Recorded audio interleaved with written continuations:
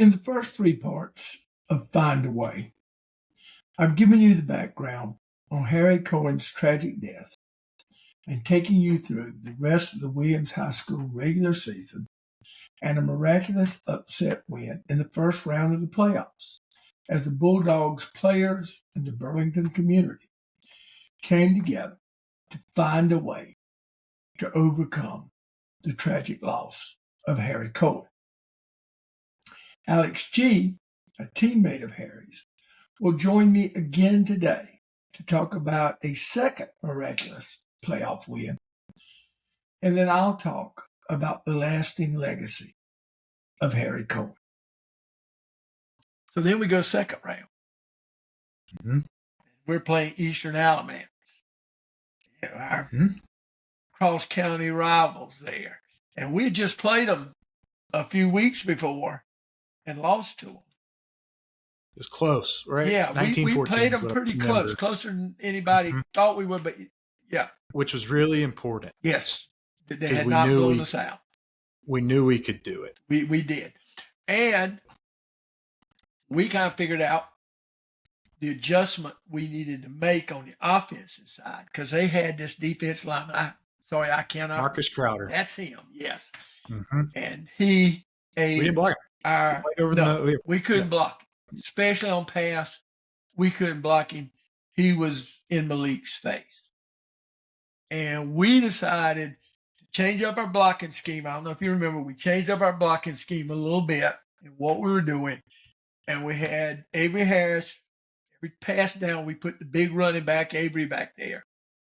And they took Marcus and moved him from a 3 technique and played him at nose all night because they were going to have him take on our smallest lineman. And we had Avery help double team on him all night. That was how we blocked him. Is we put the center and the running back on him all night long and gave Malik enough time to operate most of the time. And then we had put in Gator, which is our little spread the lineman out, little trick play. Had used it all year, just saved it. Couldn't move the ball, jumped in it. And Malik throws this long touchdown to A.J. Fields, gets us on the scoreboard. And I think we're up 7-6, if I remember, after we scored there. And then they're running the ball, or they're up 7-6. They're up 7-6. Yeah. Yeah. Because we didn't kick the extra point. That's right. We missed it. One of the two happened. Yeah. And they got the ball late in the game, like under 2 minutes. It's 4th down and like inches. And they run the ball. Their version of tractor. It's like a power eye, old school Maryland eye type thing. I remember we had a defensive pack. I hadn't played defense in 8 weeks. And that was the only time I was going on. It was a personnel match. And I went on as a 5 tech. I remember crashing down. Sam Hankins made the tackle off the edge. Marcus Crowder, the defensive lineman you mentioned, was their fullback. Yes. And he slipped him and made a tackle. Yes. And unbelievable. We stuff them right there. We get the ball back. And then Malik launches one downfield to AJ, just to have our regular offense. And AJ catches it. There's a flag on the field. We're all, oh, no. And AJ, right? I mean, he scores, and there's a flag on the field, and there's this discussion on them. And there we go. We win the game. And again, absolutely incredible finish. And it's like, you know, Alex, there's always, do things happen for a reason? Things meant to be, or do things just happen? And a lot of times I've gone to, well, things just happen. But that season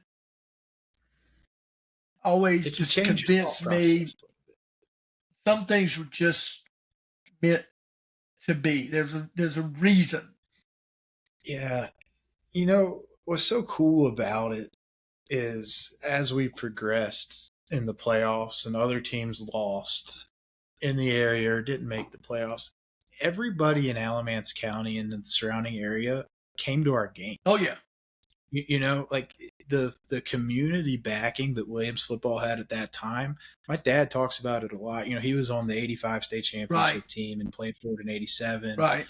Burlington Memorial Stadium, 10,000 people at the games. It's like this is the closest it's been to that. Like it's a prime time event. Yeah.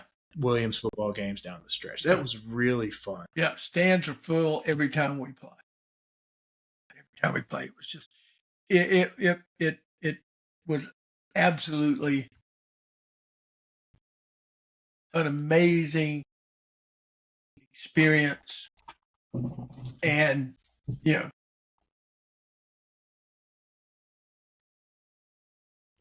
built on players, high school kids, 15, 16, 17, 18-year-old, adjusting to the most difficult thing they had probably ever been through in their lives, most of them up to that point, and making something great happen.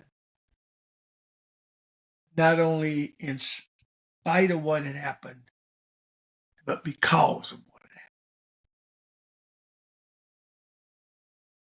had happened. And, it became hard for me, Coach. I worked for you for a season and, worked for Coach Grant, who you mentioned here. I've coached high school football.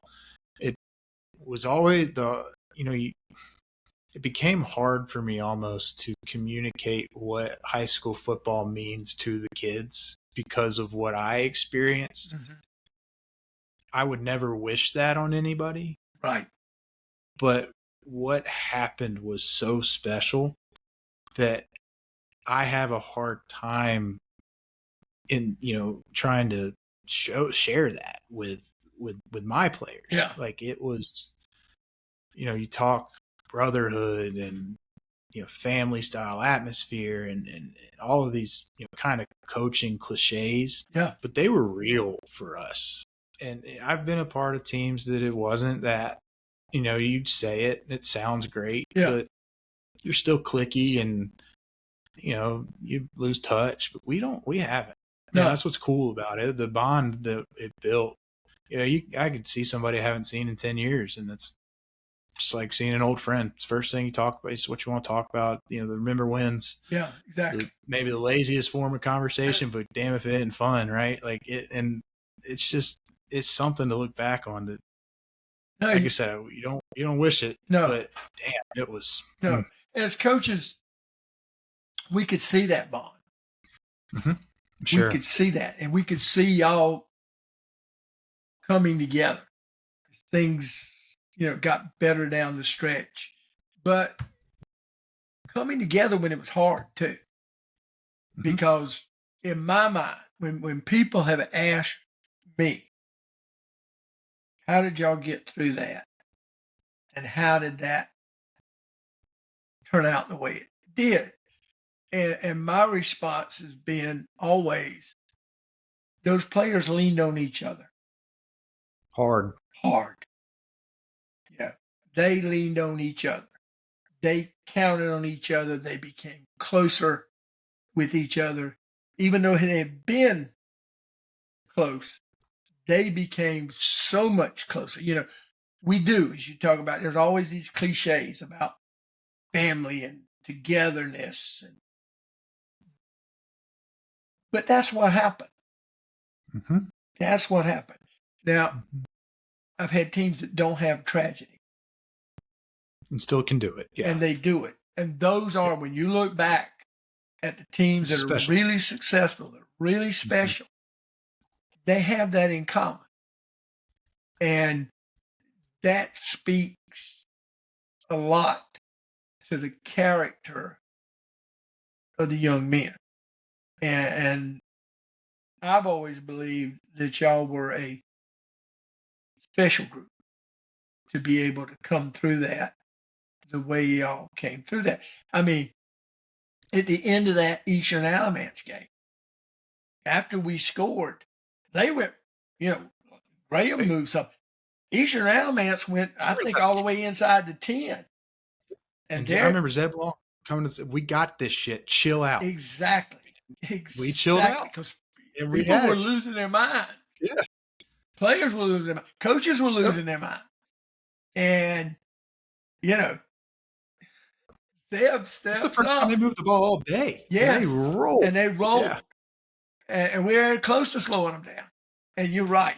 Zeb steps up, and he's exactly right. You had this. We got this shit. We got this shit. Y'all had it. And we had it. We sure did. Yeah. It's something I neglected to mention, and I think it's become realer for me now as, I'm in my 30s, I'm a parent. The adults that we had around us, I completely agree with everything you said. The us as players and kids, we formed a really strong bond. But the adults we had around us, it's coaching staff, but also like our boosters, our parents, were unbelievable. Yes. And accommodating. We did team dinners. Something that I admire, and I've shared this with them. I need to do it more. As you get older, I think you kind of realize you got to tell people you love them a little more often than you should. But Richard and Jennifer, Harry's parents, like to how easy would it have been for them to unplug? Because how hard must it have been to come to the games and be around the team? But they didn't do. They did the opposite. They like adopted us almost. Yes, they were everywhere. And God, if that didn't matter when you needed a pickup, this is hard. Well, it ain't as hard as they got. Yeah, exactly. Yeah. Exactly. Yeah. Just look over there. There's Richard. There's Jennifer. If he's here, why the hell am I not trying? Yeah, exactly. Yeah, exactly. They are tremendous people who suffered such a great loss, but handled it amazingly. And, they've been like parents, not only then and with y'all and with Harry's teammates, but, have continued to do so. So what actually happened to Harry? Harry spent the Saturday after his final game, just like he spent most Saturdays after football, with his family and with his friends.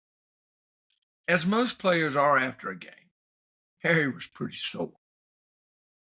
His grandmother had some pain medication that she took regularly. Harry saw the bottle, took one, maybe two, of his grandmother's pills, just like it said on the bottle, having seen her do so countless times. But for Harry's nearly zero body fat athlete style, it was too much. Harry went to sleep, and he never regained consciousness. Millions of people, millions of kids, do the same thing on a regular basis.